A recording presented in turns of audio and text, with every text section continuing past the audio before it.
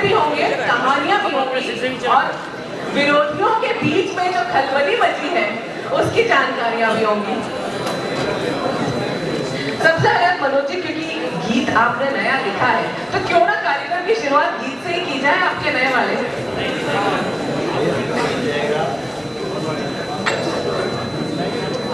इससे अच्छा कुछ हो नहीं सकता। जय श्री राम, जय जय श्री राम।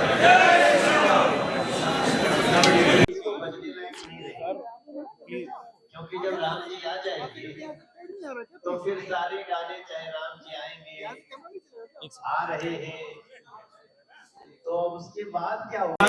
और वो है कि जय श्री राम, जय श्री राम, जय श्री राम कहेंगे। राम के थे, राम के हैं, हम राम के रहेंगे। राम के थे, राम के हैं, हम राम के रहेंगे। पहले कहते थे खुद से, अब दुनिया से कहेंगे, राम के रहेंगे। क्या बात है।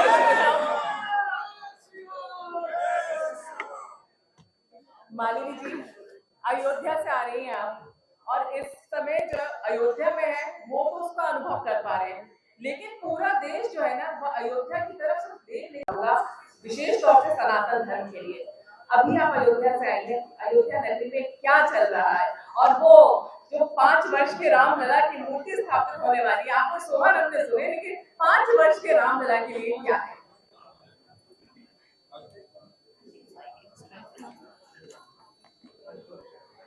सियावर रामचंद्र जी की जय। विगत 2 दिनों से मैं अयोध्या में थी और ये मेरा सौभाग्य कहे, भगवान राम कृपा, उनका अमृत महोत्सव अयोध्या में मनाया जा रहा है। 75 वर्ष के हुए हैं और 14 जनवरी को ही उनका जन्मदिन होता है, तो उस दिन कार्यक्रम देने के लिए, गायन के लिए मुझे आमंत्रित किया गया था।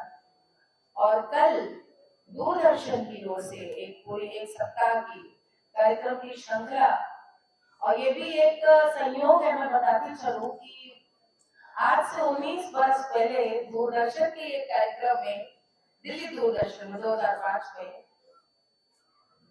3-4 प्रस्तुतियों के बाद मेरी एक अंतिम प्रस्तुति में ऐतराज कर दिया था म्यूजिक प्रोड्यूसर ने कि आप ये नहीं गा सकती, और उस चैती के शब्द थे, लिहले जन्म रघुरैया हो रामा, लिहले अयोध्या में। तो मैंने उनसे पूछा भी, ये 2005 की बात है, तब मेरे में रहते थे, कि इसमें आपत्ति क्या है। उन्होंने कहा कि नहीं, आप कुछ भी चैती गाइए, ये नहीं गाइए कि राम अयोध्या में जन्मे, क्योंकि ये न्यायालय में मामला होगा। मैंने कहा आपके लिए होगा, हमारे लिए तो हम लोग पूर्वों से ये सुनते आए, यही गाऊंगी। नहीं गाने दिया तो मैं लौट के आई, और कुछ साल पहले जब असहिष्णुता इस पर चर्चा और बहस हो रही, तो मैंने कहा कि हमारे जैसे कलाकारों से सच पूछिए।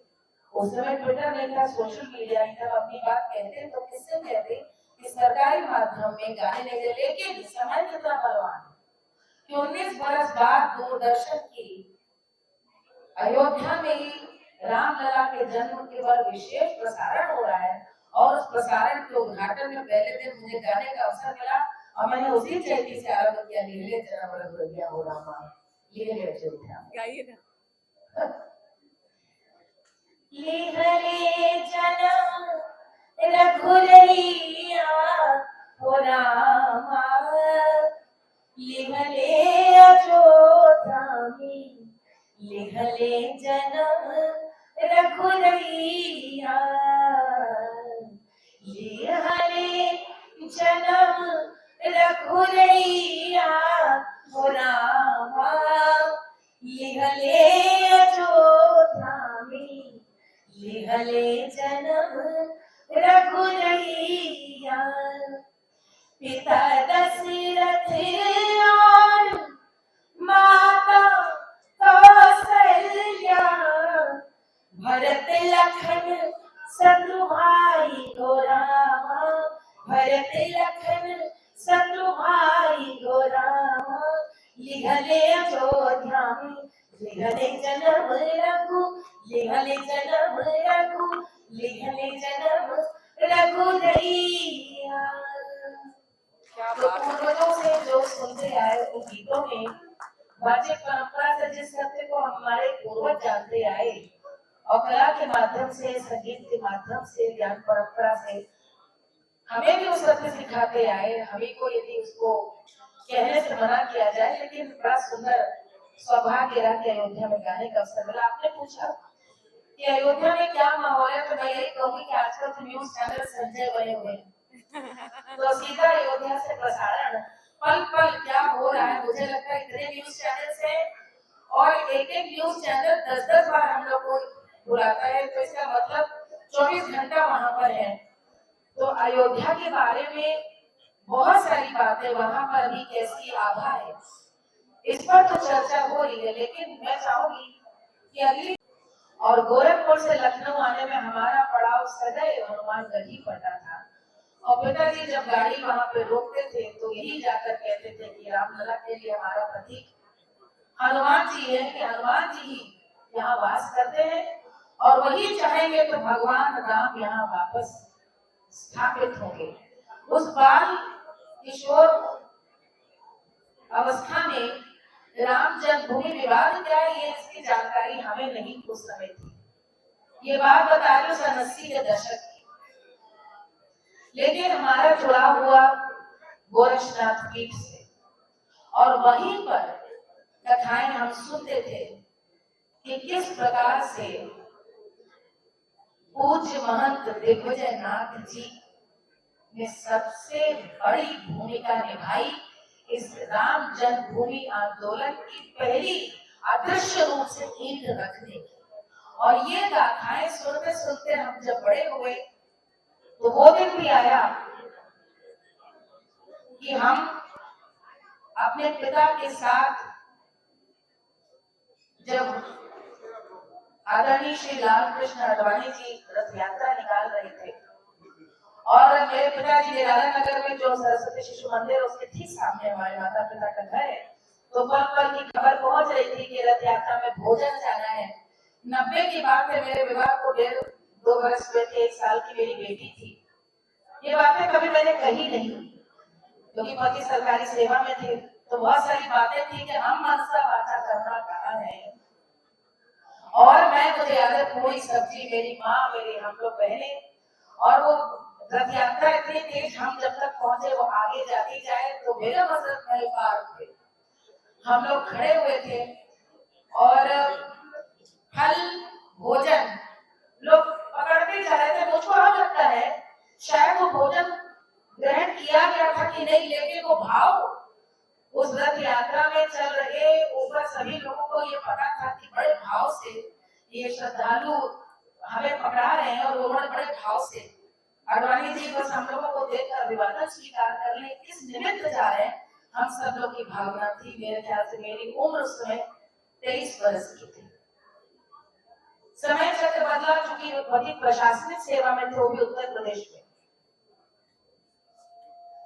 1990 का नरसंहार जो अयोध्या में हुआ वो भी याद है।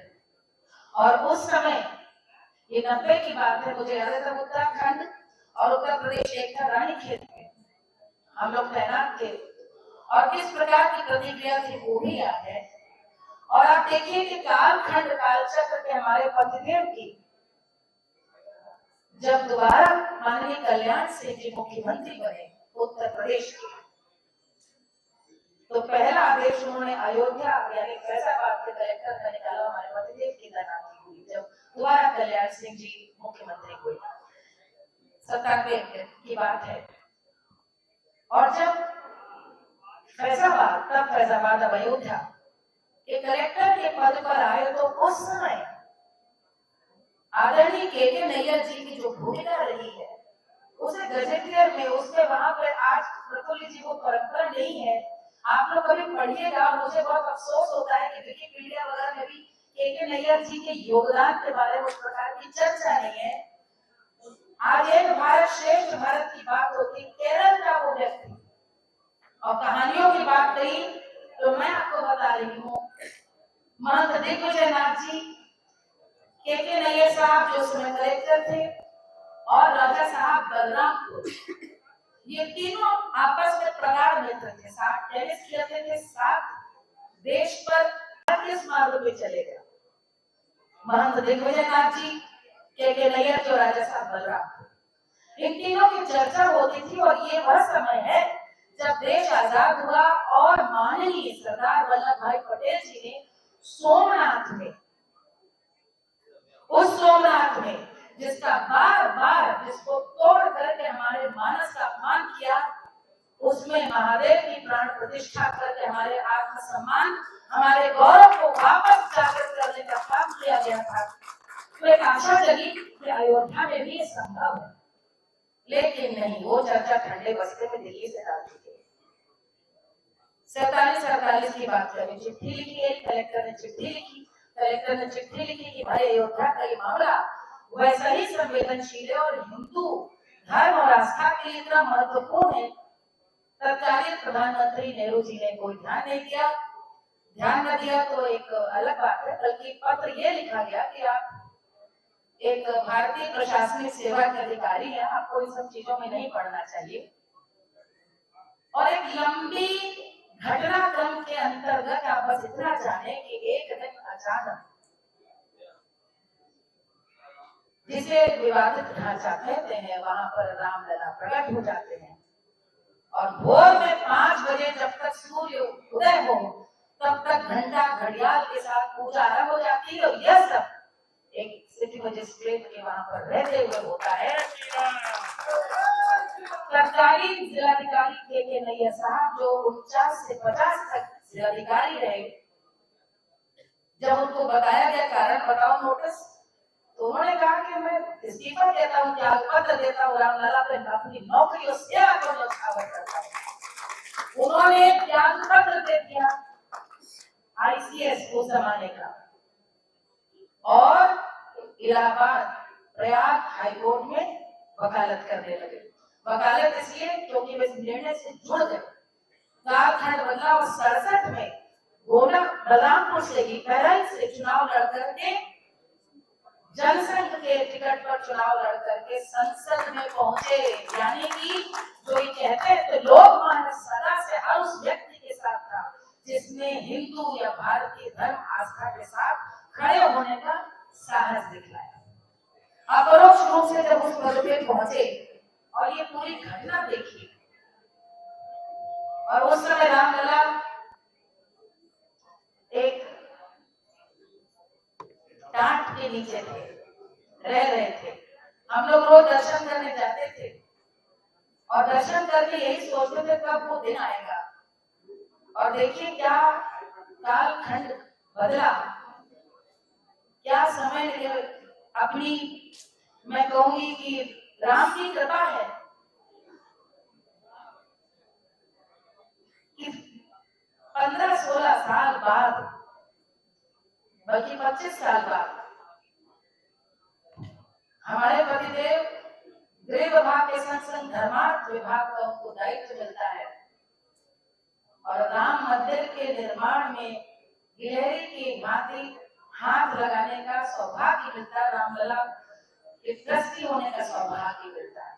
और मुझे लगता है कि प्रतिदिन वहां पे की हुई पूजा का प्रतिदान और कुछ नहीं। और मुझे लगता है यार, मैंने प्रफुल्ल जी से बात की है और मैंने जो क्योंकि जानबूझ के आज पहली बार बात कह रही हूँ, क्योंकि ये मुझे मालूम ऐसा मंच है जहाँ सब भावना से जुड़े हुए लोग बैठे हैं कि मुझे बहुत अफसोस होता है कि गूगल पर सर्च करने से भी 1990 में हुए का सेवकों पर जघन्य गोलीकांड की एक भी तस्वीर और समाचार देखने को नहीं मिलती, सब हटा ली गई है। तो जरूर आपने कहा कि ऑर्गेनाइजर या प्राचार्य के पास होगी। नई पीढ़ी जो इस पर ज्यादा विश्वास करती है, उसको इतने बड़े अन्याय के बारे में कोई सूचना नहीं है, उसे कोई जानकारी नहीं है कि अंग्रेजों के जनरल डायर के बारे में तो पढ़ते हो। आजाद भारतवर्ष में भी ये हुआ था कि साधुओं पर खुलेआम गोली चलाई गई थी, ये अपने देश में हुआ है, ये जानकारी होनी चाहिए। और कपिल जी, आपको इसके लिए बहुत बधाई।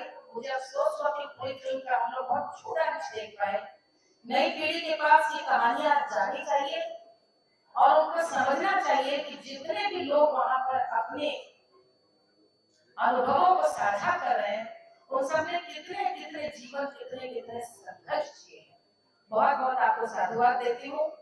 राम राज्य की क्या परिकल्पना है, आगे बताऊंगी। आज तो मैंने सिर्फ अपने नजरिए से अपने अनुभवों को आपसे साझा किया। अयोध्या की बात, बिल्कुल अयोध्या पर चोट लगी, ये 5 जगह ऑर्गेनाइजर का सौभाग्य की सारी तस्वीरें हमारे पास हैं और उन तस्वीरों में पूरे संघर्ष की कहानी है, कार सेवकों की कहानी है। लेकिन ये सफर, ये यात्रा 5 जगह और ऑर्गेनाइजर के लिए आसान नहीं थी। आपसे प्रफुल्ल जी पूछोगे कि तब की पत्रकारिता, आज तो जैसा कि मानी जी कह रही है कि पूरे देश में लाइव चल रहा है, चैनलों की वहां पे पूरी लाइव टेलीकास्ट की ओपीएमएस लगी हुई है, पल पल की जानकारी, लेकिन वो सत्य बताना और आज का ये जो दौर है, इन दोनों में क्या अंतर है? देखिए प्रभु जी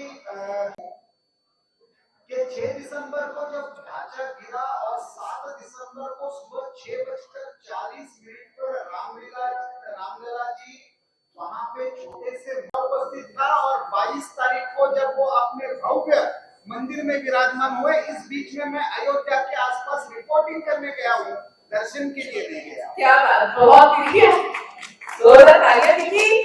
बहुत बड़ी बात है। कार सेवा के टाइम पे 6 दिसंबर को आप इनका प्रण था कि जब मंदिर बनेगा तब जाएंगे और वो हो रहा है। ऐसा है, पिताजी अभी नहीं रहे, पिताजी के संस्कार थे, जैसे दीदी ने बताया। हर बार मुझे कहते थे, दोस्तों के साथ कहीं पे भी बाहर जाता था तो कहते थे कि ओवर डेयरिंग मत करना, अपना जीवन इतना व्यर्थ नहीं है। हमारा पैक्ट हुआ था 89 में, हो गए थे 92 की बात जब आई तब मेरे पास थोड़ा सा मुख्य शिक्षक के नाते शाखा का दायित्व था, तो मैंने कहा इस बार मैं जाऊंगा, तो अंत में विवाद में फिर मान गए। लेकिन वो पहली बार निकलते वक्त मुझे बोले इस बार नहीं कहूंगा कि ओवर डेयरिंग मत कर। और आयु में वैसे सबसे छोटे स्वयं कारसेवकों में से था, लेकिन मैं बता सकता हूं, और मुझे एक बात चुभती रही कपिल जी, आपको शायद याद हो, वो सैयद शहाबुद्दीन था, वो एक मैप लेकर घूमता था 89 के चुनाव में, एक एक चुनाव क्षेत्र को दिखाता था, यहाँ पे हम तय करते हैं, यहाँ पे हम तय करते हैं, यहाँ पे हम तय करते हैं, और वहां से ऊपर से नारे लगते थे और कहता था कि ये 150 तक लेकर जाना है। आज स्थिति ऐसी आ गई है कि एक भी सत्ताधारी दल का चुनकर नहीं गया है और फिर भी सरकार बन गई। वो वेटो जो खत्म हुआ है, वेटो राम राज्य की स्थापना की शुरुआत थी, वो वेटो का खत्म होना वो राम राज्य की स्थापना की शुरुआत, क्योंकि राम राज्य में रावण का वेटो नहीं चल सकता, बाली का वेटो नहीं चल सकता। भूमि मुक्ति आंदोलन ने भारत के सर्वसामान्य मुसलमान को ये बताने का धारिष्ट्य दिखाया, ये बताने का धारिष्ट्य दिखाया कि भाई तुम जो हो वो इनके वारिस नहीं हो, तुम तो इनके आक्रमण के पहले विक्टिम हो। आज दुर्भाग्य की बात है, मैं दावे के साथ कह सकता हूं, हम में से बहुत लोगों को सूर्या देवी और परिमला देवी का नाम तक नहीं पता होगा। नग्न अवस्था में लेकर गए थे, खलीफा को प्रेजेंट किया गया था। ऐसे में अपना धारिष्ट्य दिखाकर शील भ्रष्ट होने वाला ये पता रहते हुए भी सूर्या देवी कहती है, अरे कैसा आपका मीर कासिम गुलाम है, आपको प्रेजेंट करने से पहले मेरा उपभोग कर लिया। ऐसे में मीर कासिम का गला काटा जाता है, वो पहला संघर्ष। बाबर का, औरंगजेब का मंदिरों पर आक्रमण, ये 1.77 एकड़ भूमि पर आक्रमण नहीं था, ये किसी मंदिर पर आक्रमण नहीं था, ये भारत की, कपिल जी ने जैसे कहा, भारत की राष्ट्रीय चेतना पर आक्रमण था। उनको ये पता था, आज लोहिया को मानने वाले कहते हैं और अलग अलग भाषण देते हैं, उनको मैं कहूंगा लोहिया का लेख पढ़ लो, राम, शिव और कृष्ण का। और वो कहते हैं डॉक्टर लोहिया कि मैं चाहे मानू ना मानू, मैं तो सोशलिस्ट हूं, समाजवादी हूं, मैं ईश्वर पर विश्वास नहीं करता, एथीस्ट हूं, लेकिन फिर भी जब मैं भारत में घूम जाता हूं तो मुझे दिखता है कि भारत को जोड़ने वाला कोई तत्व है तो वो शिवत्व है, कृष्णत्व है और रामत्व है। उस राम और शिव और कृष्ण के सिवा भारत भारत नहीं हो सकता, ये डॉक्टर लोहिया लिखते हैं। गांधी जी रामराज्य की संकल्पना करते हैं। इसलिए राम जन्मभूमि का आंदोलन मीडिया के नाते मैं उन पन्नों को जब खोलकर देखता हूं, एक कार सेवक से लेकर एक संपादक की यात्रा में, तब उस समय ध्यान में आता है कि उस समय तो परिंदा पर नहीं मार सकता था, फोटो कहां से खींचे होंगे। वहां से एक खबर नहीं आ सकती थी, पूरा का पूरा अंक उस समय ऑर्गेनाइजर और पांचजन्य ने कैसे निकाल दिया होगा। आज तो बहुत सारे संसाधन उपलब्ध है, आज आपके पास कंटेंट भी है और चैट जीपीटी भी है। लेकिन उस समय सही में ऐसी स्थिति थी कि कोई गांव का बुजुर्ग हुआ करता था जिसने सब पुलिस की नजर चुकाते हुए एक धारिष्ट दिखाया कि मेरे किसी परिवारजन की मृत्यु हुई है और इसलिए वो लखनऊ के लिए निकला और जेब में एक रोल डालकर निकला, वहां फोटो भी डेवलप की और वहां से फैक्स भी करवाया। कोई पत्रकार नहीं था, वो सही में सिटीजन जर्नलिज्म था। वो राम जी का काज था जिसके लिए हर कोई कूद पड़ा। मैं मानता हूं 76 लड़ाइयां हुई दीदी, केवल 90 का नहीं है। 1528 से लेकर आज तक 76 लड़ाइयां एक्चुअल बैटल्स हुई।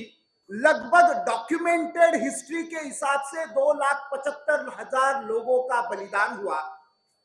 कभी रामानंद जी आए, कभी निर्मोही अखाड़ा आया, कभी निहंग सिख आए, कभी विश्व हिंदू परिषद आगे बढ़ा, सेक्ट बदलते गए, किसने झंडा उठाया राम जी का, कौन हनुमान बन गया पता नहीं चला, लेकिन हर समय कोई ना कोई रावण जिंदा था। इस संघर्ष में भी रावण थे जिन्होंने कभी गोलियां चलाई, कभी राम का अस्तित्व ही मानने से इनकार कर दिया।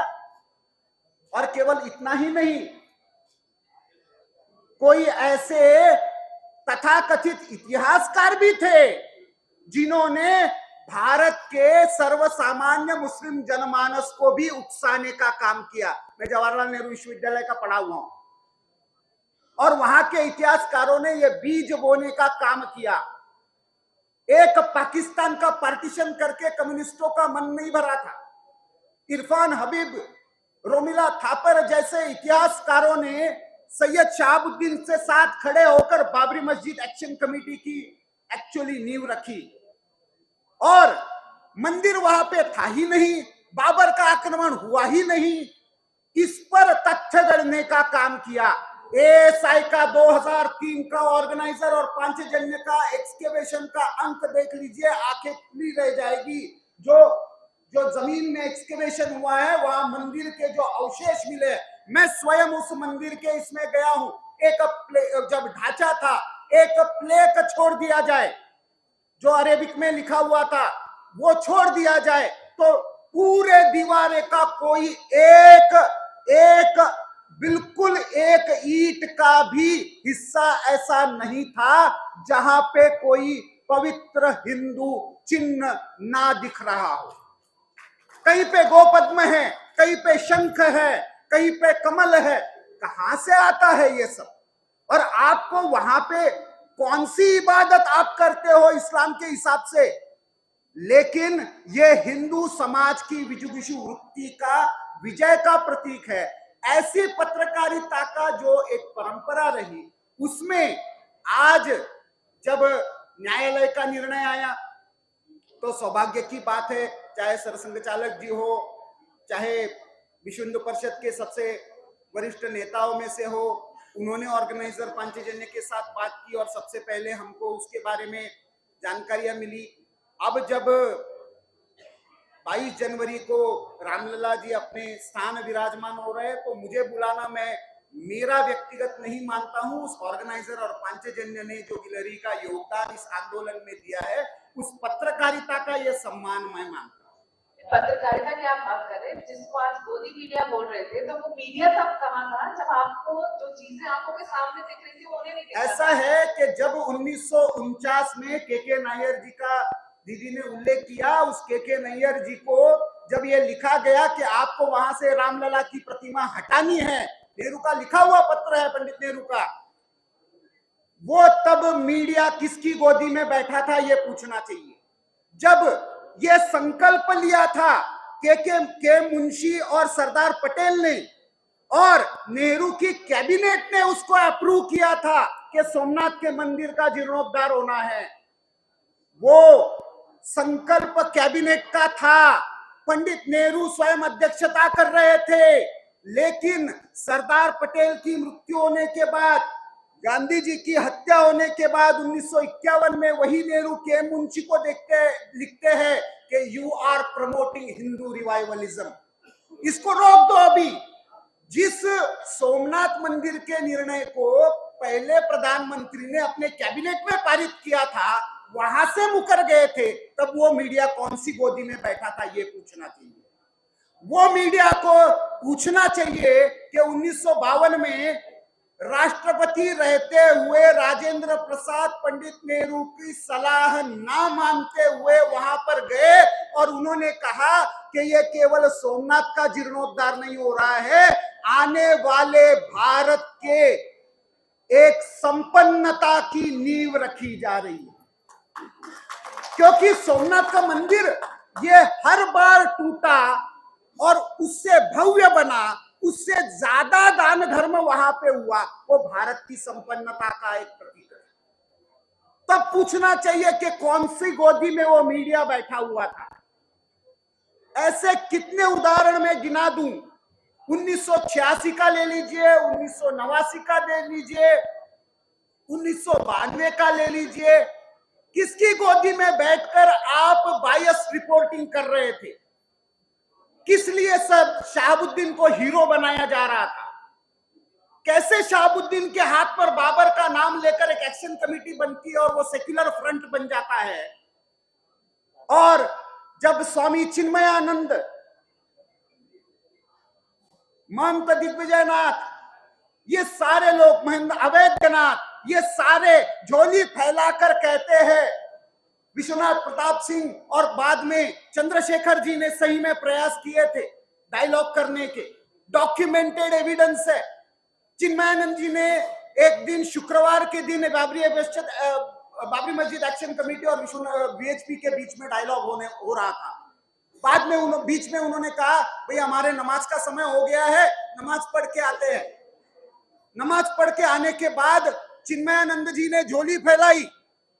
उन्होंने कहा कि देखिए ऐसा है कि ऐसा मानते हैं कि नमाज पढ़ के आते हैं, तो उसके बाद जो मांगा जाता है उसको नकारते नहीं, ठुकराते नहीं है। 3 स्थान दे दो, 30,000 भूल जाएंगे। और फिर भी नहीं हुआ। क्यों ऐसा? कौन सा मीडिया था और किसकी गोदी में बैठा था जिसको लगा नहीं? विश्वनाथ प्रताप सिंह उस डायलॉग के बारे में कहते हैं और उसकी हेडलाइन लगी हुई है। आज भी मुझे याद है, शायद पांचजन्य में भी लगी और ऑर्गेनाइजर में भी लगी। अरे भाई मस्जिद है कहाँ? विश्व हिंदू परिषद के उस समय अशोक जी को उन्होंने पूछा, अरे भाई मस्जिद है कहाँ? वो भी मान रहे थे, लेकिन चुनाव के लिए, वोटों के लिए जो राम जी का सौदा कर रहे थे, तब ये मीडिया कौन सी गोदी में बैठा हुआ? तो ये गोदी जो है वो किसकी थी और कब बदलती रही है, इसका भी एक अलग से अध्ययन पत्रकारों को करना चाहिए। बिल्कुल, जैसे मालिनी जी आपने बताया कि गाना आपको नहीं गाने दिया, वो भजन, और अभी प्रफुल्ल जी जो बोल रहे थे सोमनाथ मंदिर के समय, तब आकाशवाणी को भी चिट्ठी लिखी थी बिल्कुल कि टोन डाउन कर दिया जाए इस खबर को। इतना नहीं, राजेंद्र प्रसाद जी का मतलब वो ऐसा क्षण रहा कि राजेंद्र प्रसाद जी को उसके बाद राष्ट्रपति के नाते निरंतर संघर्ष करना पड़ा। और केवल ऐसा नहीं है, उनकी पटना मतलब जब वो बिहार गए, उनकी मृत्यु के बाद कैबिनेट को यह कहा गया कि आपको इनकी अंतिम संस्कार मिली। ये कैसा पेश है? ये आज नहीं नकारा है कपिल जी जिसको कह रहे हैं कि आमंत्रण ठुकरा दिया। ये तो ठुकराने का, हिंदू होना और हिंदुत्व को ठुकराने की ही राजनीति जिन्होंने की है वो नेहरू गांधी परिवार है। और उसने ये फेक स्यूडो सेक्युलरिज्म का बीज बोने का जो पाप किया है, जिसमें औरंगजेब और बाबर की इस तरह से नेहरू गांधी परिवार ने सेक्युलरवाद की आड़ में, छत्र सेक्युलरवाद की आड़ में तुष्टिकरण किया। आज अगर हम देख रहे हैं तो जिन्होंने गोली चलवाई उन्हें बुलाया, उन्होंने मना कर दिया। जिन्होंने राम सेतु को, राम को काल्पनिक बोला, उन्होंने आने से मना कर दिया। तो आपको क्या इंडियनाइज जो है उसको ये आमंत्रण देना और आमंत्रण ठुकराना। क्या देश के जो हम बात कर रहे हैं राम मंदिर से राम राज्य की कल्पना की प्रफुल्ल जी बोल रहे थे, जब जब राम होते हैं तो रावण भी होते हैं, तो राम पैदा हुआ नहीं, अच्छी बात है, आपने हर युग में रावण है। देखिए जो बातें अभी प्रफुल्ल जी ने कही, जो मालिनी जी ने अपनी बातें कही, 2014 में जब नरेंद्र मोदी देश के प्रधानमंत्री बनते हैं, संजोग से हम भी तब सांसद बनते हैं, सारे तथ्यों का अच्छे से अध्ययन हुआ और आज भारत का बच्चा बच्चा ये विश्वास कर रहा है कि जब सरकार की मंशा होती है कि न्याय हो तो न्याय होके रहता है। और उसका सबसे बड़ा एग्जाम्पल आज न सिर्फ देश के लोग मानते हैं, पूरी दुनिया मानती है कि न्याय करने वाले उस व्यक्ति का नाम, जिसने सही प्रयास किया, उनका नाम नरेंद्र मोदी है। न्याय यात्रा तो कोई और निकाल रहा है नहीं, वो तो न्याय जहां तक मैं बात कर रहा हूँ। देखिए संजोग की बात है, मैं काशी हिंदू विश्वविद्यालय में था 90, 91, 92। एक कलकत्ता के भगवती प्रसाद चौधरी जी की कविता थी, वो हम लोग गाते गाते उस पल को याद करते थे कि फिर पुकारा अस्मिता ने लोही तिलक लगाना है, जहां रक्त ने राम लिखा है उसी का जो क्या जाना है। कि राम जी कई बार असुरों को सजा दे ही देते हैं। जैसे अभी कहा प्रफुल्ल भाई ने कि हर युग में रावण तो रहेंगे, और राम जी मुझे लगता है कई बार तो परीक्षा लेते रहे, क्योंकि राम जी ने रावण को भी कई मौके दिए, सुधर जाओ, संधि कर लो। कभी अंगद जाता है, अंगद जी जाते हैं, कभी कई बार दूत भेजे जाते हैं, हनुमान जी को भेजा गया था। तो वैसे मैं देख रहा हूं वर्तमान में, मैं को ये ना समझे कि मैं अपने नरेंद्र मोदी जी की तुलना कहीं कुछ कर रहा हूं, लेकिन वर्तमान में भी नरेंद्र मोदी जी ने सरकार बनाने के बाद जो प्रयास किए, जो तथ्यों को जोड़ा, जो माननीय कोर्ट को बताया, उसके परिप्रेक्ष्य में मैं तो समझ रहा हूं अगर आज का कानून तब लागू होता तो बाबर को फांसी की सजा दी जाती। अगर आज के कानून होते तो फिर कितने बुलडोजर चलते, इसकी कोई गिनती नहीं होती।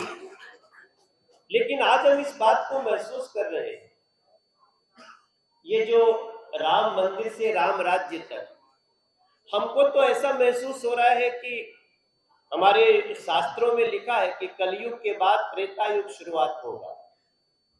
और पता नहीं, मुझे कुछ समय से महसूस हो रहा है कि 22 जनवरी से त्रेता युग की शुरुआत हो गई, होने जा रही। वैसे लोगों ने कहा कलयुग 4.5 लाख वर्ष का होगा, अभी तो बहुत सारा बाकी है। लेकिन मेरा मानना है, राम जी भी कहते हैं कि अपने कर्म से लिखे को मिटाया जा सकता है। और जिस प्रकार से देश में सबका सम्मान हो रहा है, आज राम राज्य की कल्पना भारत की सीमाएं तोड़ करके दूसरे देशों में जा रही है। दूसरे देश अध्ययन कर रहे हैं व्हाट इज राम राज्य। तो राम राज्य तो यही है कि सबका सम्मान करना है, सबकी सुनना है।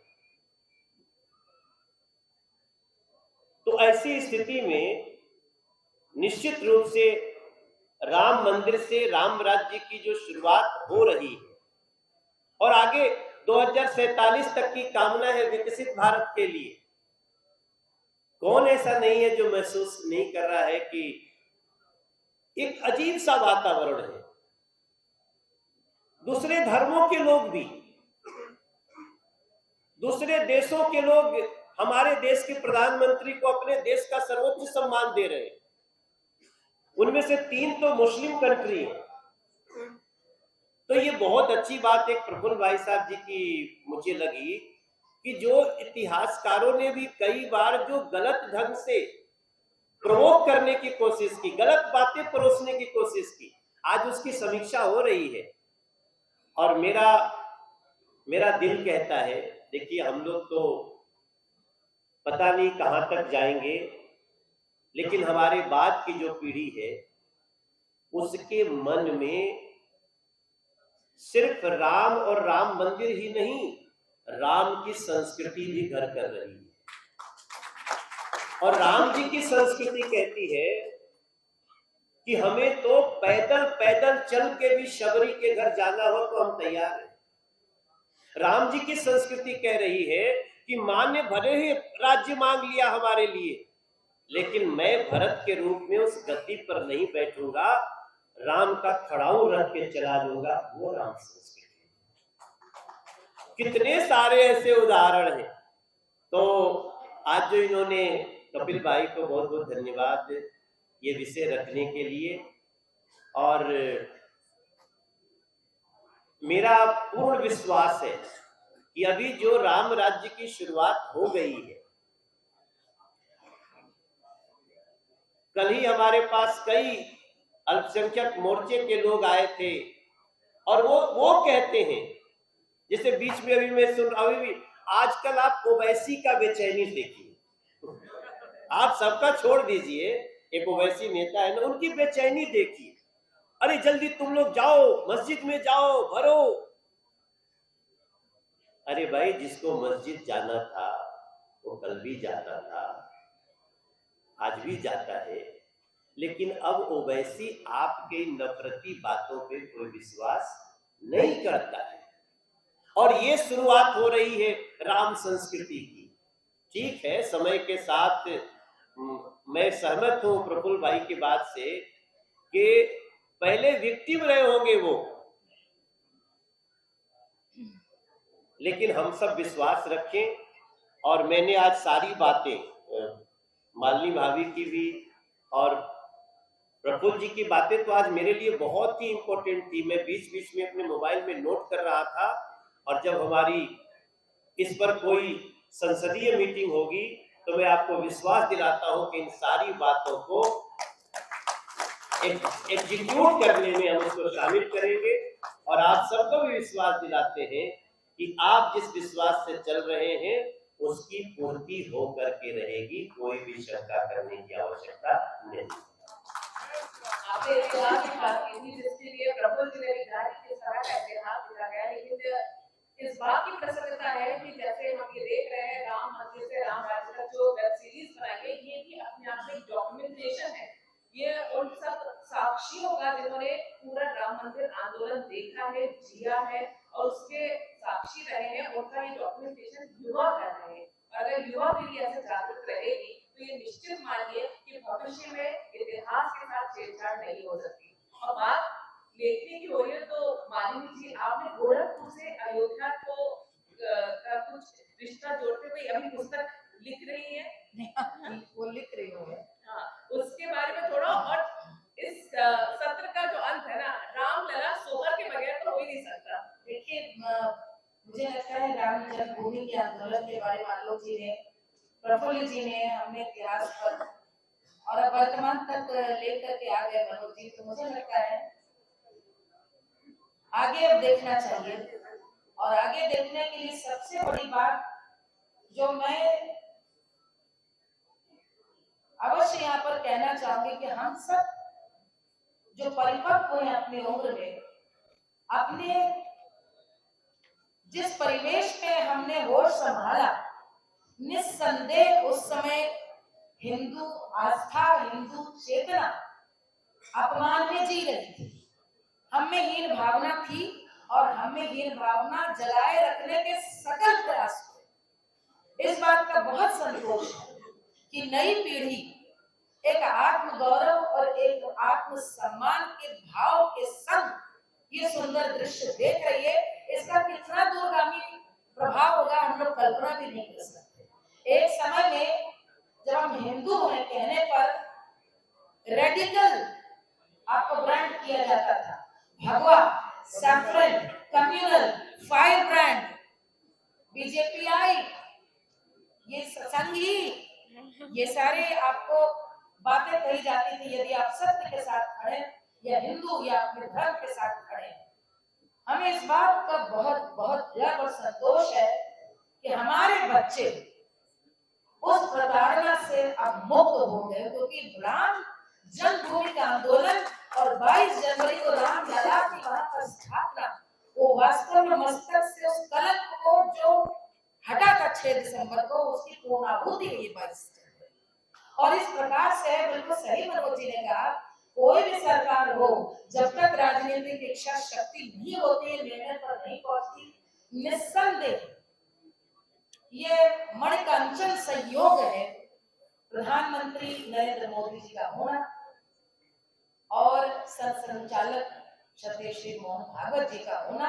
ये मणिकांचन संयोग है कि देश में पूरी इच्छा शक्ति के साथ आज भगवान राम के जीवन से जो हमने सीखा है, रामो विग्रह धीरज, उस धीरज को हमने सहन किया है दशकों तक, शताब्दियों तक, और सहन करके हमने राम के जीवन से क्यों तुलसीदास जी ने लिखी रामचरितमानस, वही कथा जो वाल्मीकि इतनी सुंदरता से कह चुके थे। क्योंकि पराधीन समाज, गोस्वामी जी कहते थे पराधीन सपने सुख नहीं, वो ये दिखाते कि देखो अन्याय राम के साथ हुआ, राजा बनना था लेकिन वध को चले गए, लेकिन धर्म नहीं छोड़ा। तुम भी धर्म नहीं छोड़ना, सत्य की स्थापना होगी, न्याय होगा। हमारे पूर्वजों ने रामचरितमानस को ही राम को धर्म बना दिया, चाहे वो सोहर हो, बन्ना हो। और राम के जीवन में मुझे लगता है कपिल जी, राम राज्य सबसे बड़ा जो आपने कहा भविष्य की बात, राम राज्य यानी सबका साथ सबका विकास, राम राज्य यानी अंत्योदय, राम राज्य यानी एक भारत श्रेष्ठ भारत, राम राज्य यानी G20 की परिकल्पना, वसुधैव कुटुंबकम। लंका को हराया लेकिन लंका जीत कर नहीं आए, विश्व को सौंप कर वापस आए। समस्त विश्व हमारा है। आज भी पूरे भारतवर्ष में संविधान में जितनी जातियां, जितनी उपजातियां, जितनी अनुसूचित जातियां हैं, उन सभी में यदि आपको एक सूत्र, समान सूत्र ढूंढना है तो राम का है। यदि आपको सभी जातियों में राम कथा सुननी है, राम के गीत पढ़ने, आप पास कुम्हार गीत, कहार गीत, गुणऊ गीत, बारी गीत, बारिन के गीत, जितने भी आप जातीय गीत देखेंगे तो आप वहां पर एक ही सत्ता देखेंगे, वो राम की सत्ता है। और राम यदि राजा थे, राजा राम ने भी सबको अपनाया, राम कथा ने पूरे भारतवर्ष को एक होने की सीख दी है।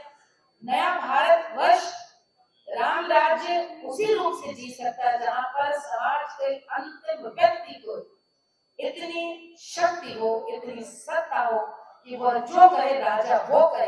ये जो कथा सुनी हमने थोड़ी की, वो सत्य नहीं है, वो एक प्रमाद है, लेकिन उस प्रमाद के द्वारा हमारे पूर्वजों ने ये सीख दी कि देखो समाज के अंतिम व्यक्ति की ये शक्ति है कि राजा उसकी इच्छा का सेवक है।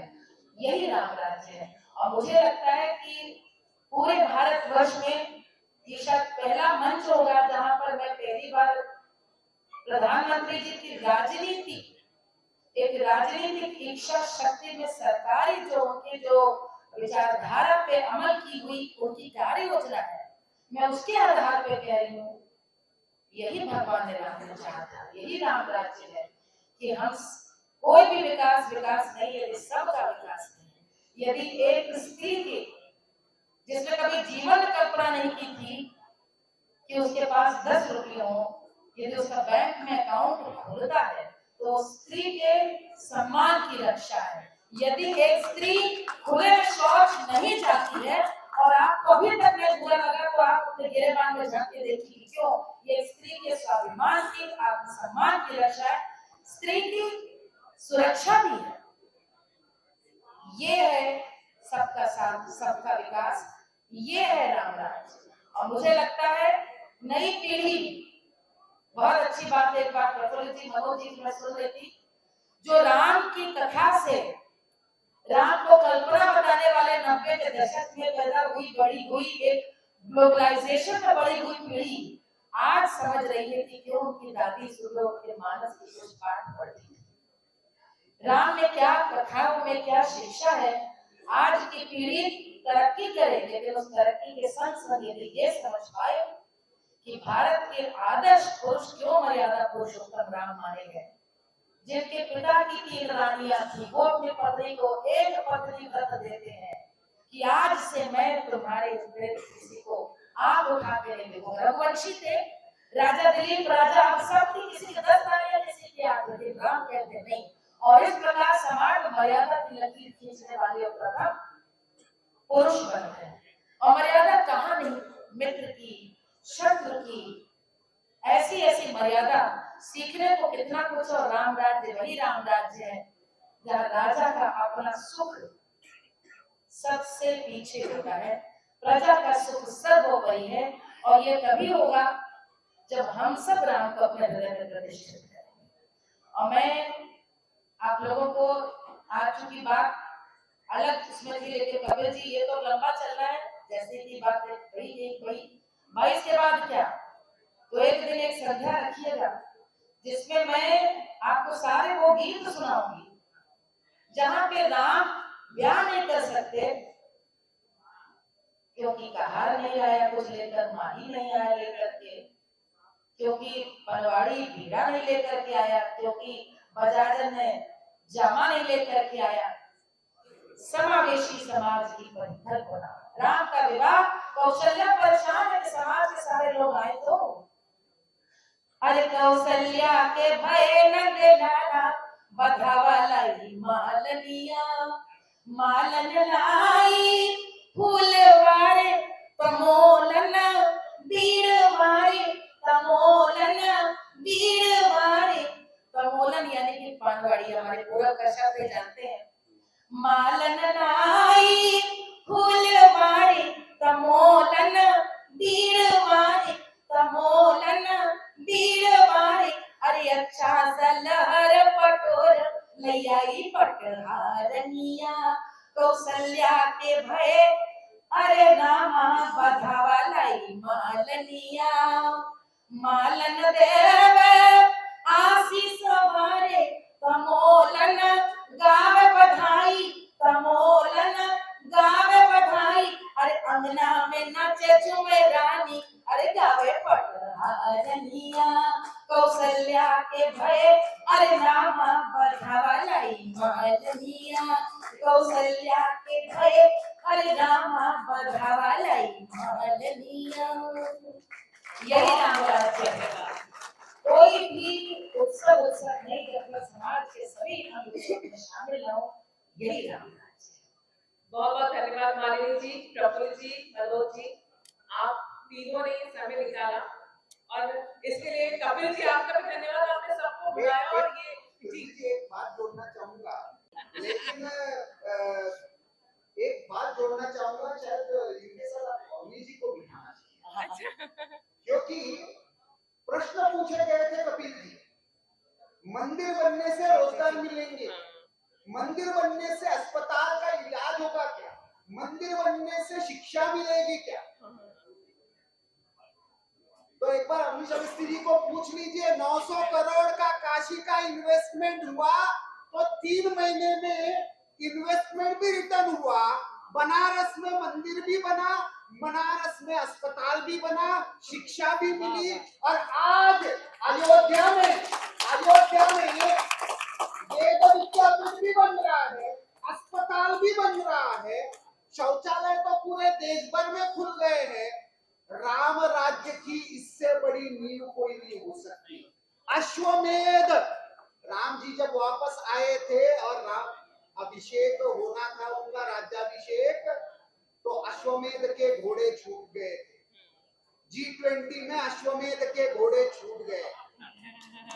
राम जी के प्राण प्रतिष्ठा के बाद हमारी जिम्मेदारी है। विश्व इतने आसानी से मानने वाला नहीं है। बहुत सारी ऐसी शक्तियां हैं जिसका आलोक जी ने भी इशारा किया। कहीं पे वोट के नाम पर काम करने वाली, कहीं पे सोरोस के जैसी शक्तियां, कहीं पे बाबर के साथ जोड़ने वाली शक्तियां, वो आज भी राम जी की स्थापना के बाद भी इस घोड़ों को अपने अश्वमेध का यज्ञ पूरा नहीं करने देंगी। इसलिए हमको राम राज्य के लिए सजग रहना। तो हमारी भूमिका निभाते हुए प्राण प्रतिष्ठा का संकल्प लेते हैं, तो ये निश्चित यज्ञ पूरा होगा और भारत आने वाले अमृत काल में विश्व गुरु बनेगा। तब राम राज्य की सही मायने में यज्ञ की पूरी। और ये सौभाग्य हम सबका है। एक बात से मुझे दो बातें ध्यान आई, मैंने कहा ये अवश्य कहना चाहिए। ये जो कुछ हो रहा है, इन जाने कितनी प्रार्थनाओं का उत्तर है। ये प्रार्थनाओं का उत्तर है और दैव योग से है। दैव योग भी परिश्रम करने से ही मिलता है, उसी तरह प्रवृत्त रहने से मिलता है। दो उदाहरण। पहला उदाहरण ये कि जिन महंत दिग्विजय नाथ जी ने सन 48 में भूमिका रखी, जब राम जन्मभूमि आंदोलन आरंभ होता है औपचारिक रूप से, उनके शिष्य महंत वैद्यनाथ जी उस आंदोलन के अध्यक्ष बनते हैं। और आज जब वह मंदिर का वहां पर प्राण प्रतिष्ठा होने वाली, तो उनके शिष्य महंत योगी आदित्यनाथ जी उत्तर प्रदेश के मुख्यमंत्री।